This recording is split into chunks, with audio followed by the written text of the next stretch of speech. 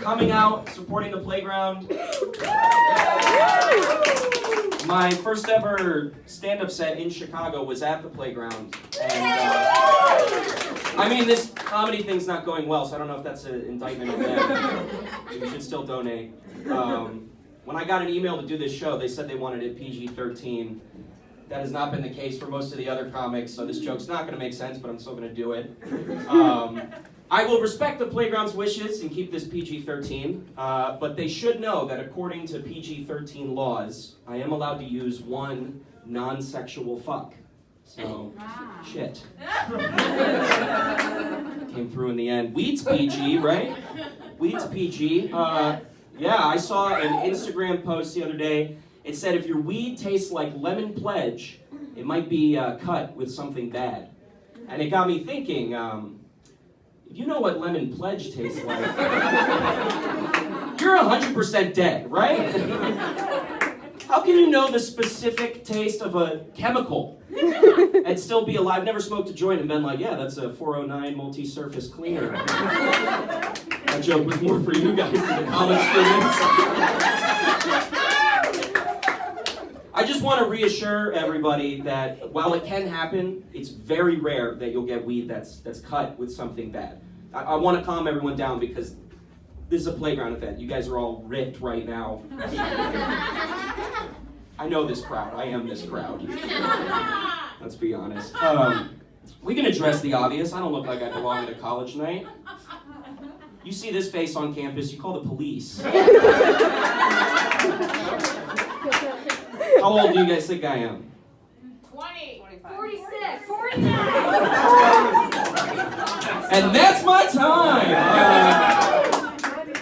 No, 97, Jesus. I'm 22. Yeah, I don't look like it. I look like a war vet with all of the PTSD and none of the action. Actually, you know what I look like? Are there any Despicable Me fans out there? Oh, the right crowd! The right crowd! Did someone already got to the punchline of the joke? I look like if Gru got really into QAnon.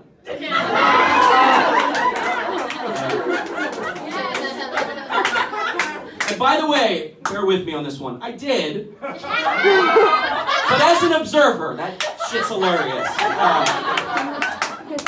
Man. Something really exciting that happened to me recently is I got a brand new iPhone. I never get new iPhones. And this one's cool. It doesn't need a fingerprint. Doesn't need a passcode. It opens because it recognizes me. Which means it's the first time in my life that my face has turned anything on. I wanted you to laugh, but that still hurts. Screw you guys.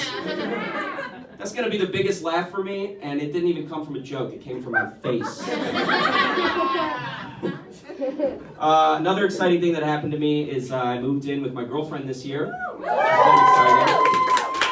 One thing she taught me is that with birth control, we're going to, segue.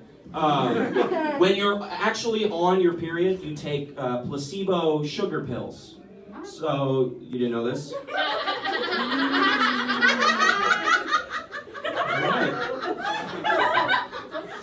I don't even have a response for that. It's just funny to me. I never knew. Never knew. Yeah, sugar pills. So my girlfriend, she doesn't take them.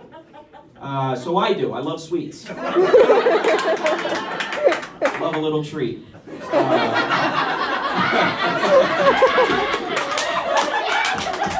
Not the unprotected treat that you guys are pursuing, but I don't know if that made sense. Again, it's just funny to me. Well, it's about that time of the show where I ask if there's any Jews out there. Keep an eye on them. No, I'm obviously Jewish, okay? I'm obviously Jewish. And when I ask that question at a show, there's a lot of like, I'll get like one, maybe two woos, typically. There's more Jews out there. The smart ones just don't say anything. You guys, I'm sorry, I respect you. Why the hell, as a Jewish person, would you identify yourself? Have you not learned that there is no such thing as a free train ticket? All right, we'll try another Holocaust joke. I'm Jewish. This dude just yelled, Jews. Stay safe, brothers back there, my girlfriend ethnically is German. I'm Jewish. Not that big of a deal, guys.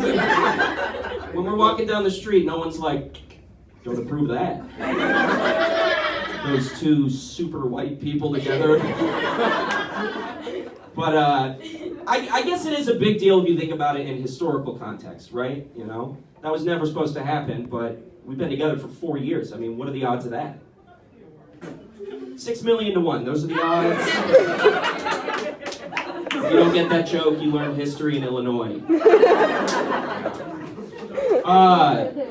Moving in with my girlfriend, I think about marriage. I definitely do. But there's always someone in the friend group who tries to like scare you out of getting married. And it's always like about divorce.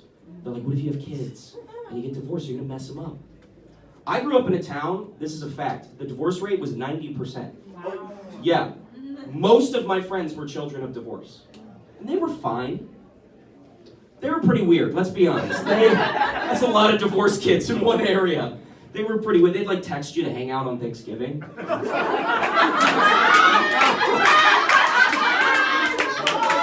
I'd be at dinner, they'd be like, Jared, you trying to smoke? I'm like, what? Dude, you're 16, how do you not have plans on a national holiday? But the divorce is what they always say. They always go, well, you know, 50% of marriages end in divorce. Not scary, grow up. I'll tell you what is scary. If someone came up to you and said, hey, you know, 50% of marriages end in divorce, but the other 50 go on forever. Ooh. That's truly terrifying, and I'll leave you on this. Some people will tell you that marriage ends in divorce. Some people will tell you it ends happily ever after, but never forget, some marriages end in murder. That's my time. Thank you very much.